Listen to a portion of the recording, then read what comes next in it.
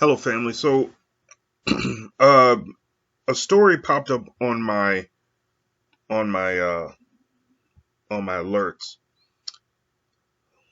The title of which is "Dad Takes His Own Life After Meeting with Stanford Boss. Family Fears It Will Lose Home." Now, in this story is something that I heard about 2 weeks ago in a TED Talk, and it is something that I've come to believe more and more and more and more and more and more. And that belief is that it is the women in the white race that perpetuate the greatest amount of racism. In this TED talk, which I listened to about 2 weeks ago now, this white man who went over to South Africa to work with the white minority coal miners discovered that the cultural imprintation which those men gained their bigotry from and their racism from was supposedly given by white females, by their mothers. And so that in and of itself really shines an interesting light on feminism. But that's not the reason that I want to share this story with you. Let me go ahead and read this. This is by Sarah Tamlin, or Sarah Tabin. A woman who says her partner killed himself after conflicts with his boss at Stanford is now worried she and her 3 young children will be evicted from university housing. Now, I want you to understand immediately. This first paragraph is it's structured in a way that says kind of it's hearsay. Now, I don't know if that's how they meant to structure it, but that's how it is structured. That first paragraph is she says that he killed himself because of this reason. Now, that could bring doubt to what she's saying, but continuing. Princeton Lacy Moore, 35, shot himself in the head on November 21st, according to a Santa Clara County Medical Examiner's report. A day earlier, on November 20th, he had a meeting with his boss, according to his partner of 11 years, Monique Gordon, or Monique. It's Monik. So, 35-year-old man, the day before, has a meeting with his boss and shoots himself in the head. I'm going to continue reading this because this is an interesting story. Gordon said he died that morning in the garage adjacent to their home on Swain Way in the Stanford West housing development off Sand Hill Road. Gordon said she and the couple's children, 3 children, aged 2, 3, and 10, were not home when he died. Lacy Moore worked as a computing support analyst at Stanford since April 2010, according to his LinkedIn page. The couple had been living at Stanford West for 4 years.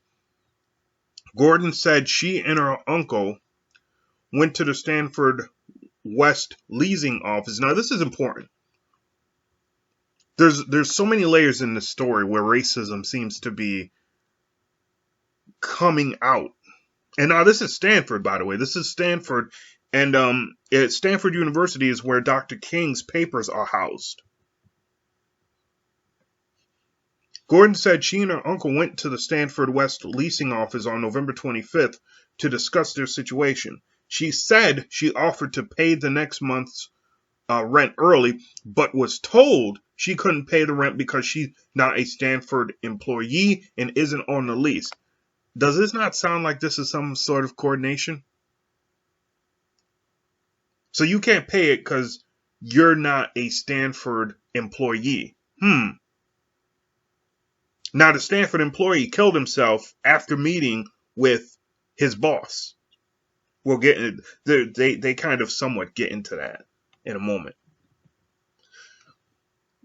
Gordon said she and her uncle asked Stanford if the university could connect them with any affordable housing programs or emergency shelter programs, but they haven't heard anything back. I can't grieve, she said, because I have to worry about this. Holidays are coming, and I have to worry about this. finding a new home. Gordon said her uncle called Stanford this week and was told that Gordon had to leave within 30 days. Now, that's not, come on. He was also told that her rent was late, even though the university had told her she couldn't pay the rent.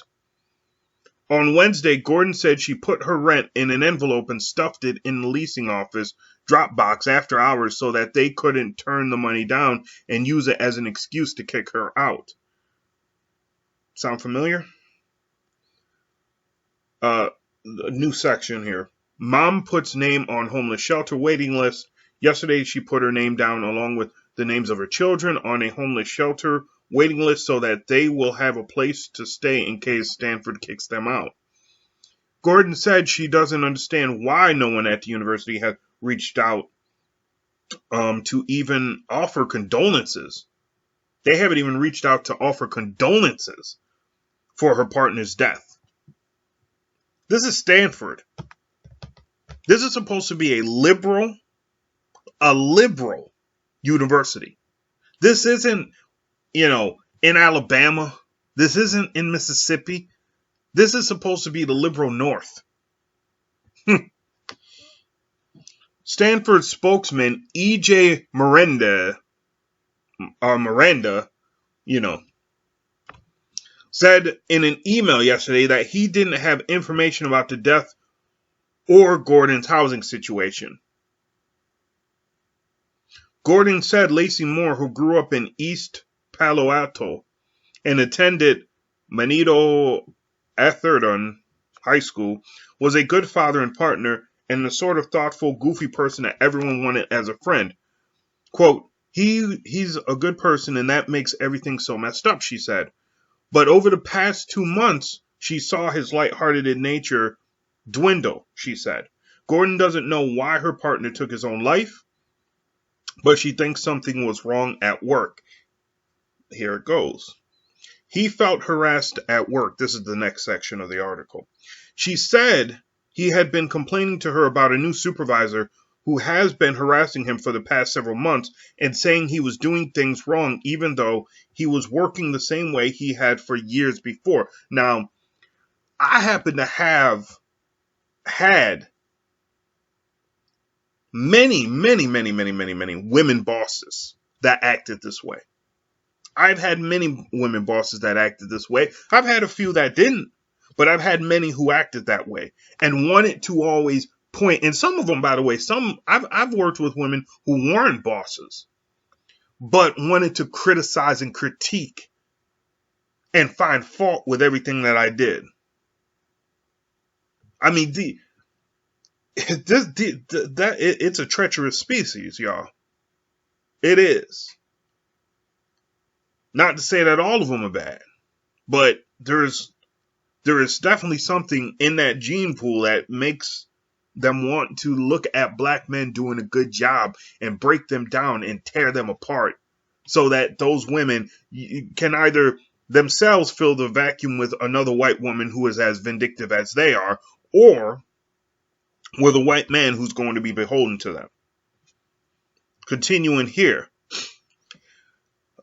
He told Gordon he thought the woman... let me actually start over. She said he had been complaining to her about a new supervisor who has been harassing him for the past several months and saying he was doing things wrong even though he was working the same way he had for years before. He told Gordon he thought the woman wanted to get rid of him and was targeting him because of his race. Gordon, who stays home to care for their children, said she told him to just, quote, play the game and keep trying at work.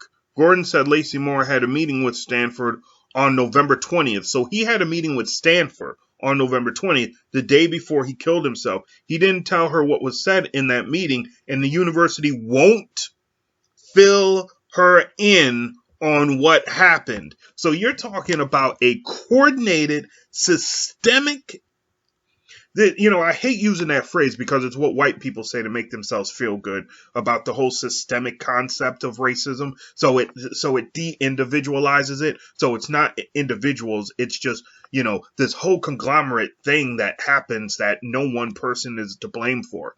But I've been here. I've seen this happen with people before, and I've had it happen to myself where they come together. Multiple white people come together to do one non-white person wrong. So Stanford won't fill her in on what happened. A memorial page has been set up for Lacy Moore, as well as a GoFundMe account for his family. It has only raised $200 as of Thursday night. The page is filled with pictures of Lacy Moore and his children. His cousin, Imani Lee Brown, said in a note on the page that he was a chef, a caretaker, and a dad who coached and read stories to his children. The SCC Medical Examiner's Office spelled his name as Lacy Moore, and the Facebook and GoFundMe pages referred to him by Moore. Gordon said referred to him by Moore. I don't even know why that's in there. Gordon said his last name was Lacy Moore. Okay. Lacy Moore is survived by Gordon, their children, Javon, Ma'at, and Patal. Look at that. Look at that. Sister Amenta Winters and mother Zuri Moore. A celebration of his life will be held December 21st at 1 p.m. to 4 p.m. at the Wose Community Church. They give the name. Wose is W-O-S-E, by the way. And then they go on to say, help for those in a crisis. There are many resources available to anyone in crisis, including National Suicide Hotline, 800-784-2433. But here's the thing. They're missing a point. They're missing a point. They won't fill her. They know why they won't fill her in on what happened at that meeting, because they were about to give that man the shaft. They were about to screw him and destroy him unless he left.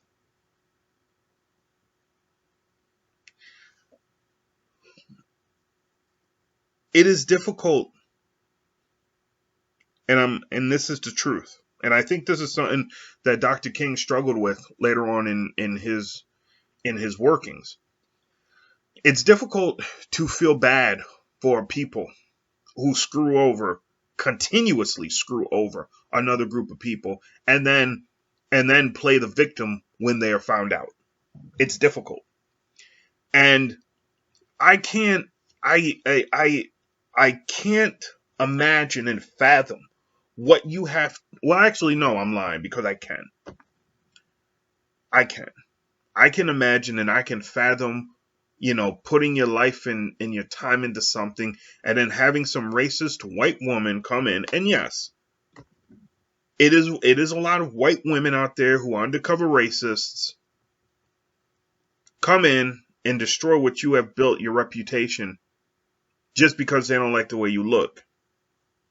And I'll tell you something, family, to show you how, and I hate to put it this way, but it's the truth, to show you how dumb white men are, because they go along with this. So we can either say they're dumb, which they hate, but it's the truth. So either they're dumb or they're complicit. It's one of the two. They're either dumb or they're complicit. And so either one isn't good. I'll give you a quick story. I was working at a warehousing place where I had worked. At the time when this happened, I'd been working there for the past 4 seasons. They worked in seasons there. And I had worked there prior to that. I hadn't worked there for 2 years, and then prior to that, I'd worked there for, I think, 3 straight summers or seasons. So in total, by the time this occurred, I had been there for about 6 to 7 seasons. So they knew my work ethic. They knew my personality. And so in this last time that I was working there, how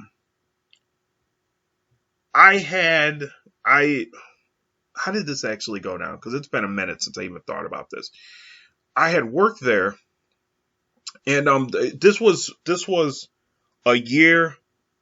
So my final 2 years there, they had gotten a lot of young people working there. And really a new generation of young people. You could just see by the way that they acted, the way that they spoke. This was a new generation of young people. And to be honest with you, I wasn't really that impressed with most of them. They weren't really good. They didn't work. The ethic wasn't there as like with my generation, but it's what it is. They still work decently well, and a lot of them were okay. But so I was working, and I was working in this area where I used to go in once when we would finish up out where I was at. We would go into this other area and help them out. And so my boss, who I'd worked with all them years,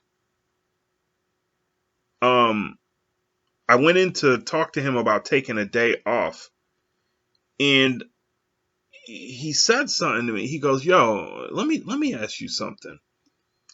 And I'm like, "What?" He goes, "I moved you from this area to that area, and I was gonna keep you in that area, but you know, you were having a hard time in there, so I moved you out." And I said, "What do you mean I was having a hard time in there?" I said, "I wasn't. I was in there working. I was having fun. I was, joking with the people. It was all good." And he looked at me kind of strange, and he goes, "Joking with the people?" And yeah, me, I'm Mr. Happy. That's what I do. It was all good. He goes, "Well, one of the girls came in a couple of days and was like, 'You're down there growling and barking and stuff.'" And I'm like, "Growling and barking? What?" And he goes, "Yeah, so I moved you out of there because, you were scaring the hell out of them." I'm like, "You've worked with me now for 7 years. Does that sound like something I do?" Now, mind you, these are young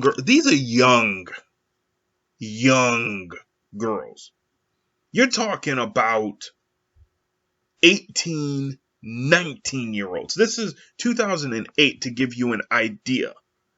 18 and 19-year-olds. These are kids that were born in 1990. They grew up around hip hop music and rap music and all of that. So you can't use the idea that they don't know black culture, that they don't know black people. They were living in a community where black stars, on the football and basketball field was a normal thing. It's what it was. So when he told me this, and I'm like, that doesn't sound like me at all. And he goes, "Well, I moved you out of there just in case, I know you're going to college and stuff." And I'm like, wait a minute. I'm like, "You believe them?" And he goes, "I know it sounded weird, but, I thought maybe," and I like looked out the corner, like, okay, so I'm just really another black guy to you. Like, it doesn't matter that I've worked under you now, since 2002, I think, was the first year that I worked under him. I'm like, "Man, I get nothing from you. Wow." And I'm learning, slowly but surely, I'm learning that this is normal, man. That the women be pushing this stuff. And like I said, either the white men are dumb or they're complicit. Either they're dumb or they're complicit. So, check out that story. And let me know what you think about it, all right? This is your brother Vladimir Dees. I'll see you later. Peace.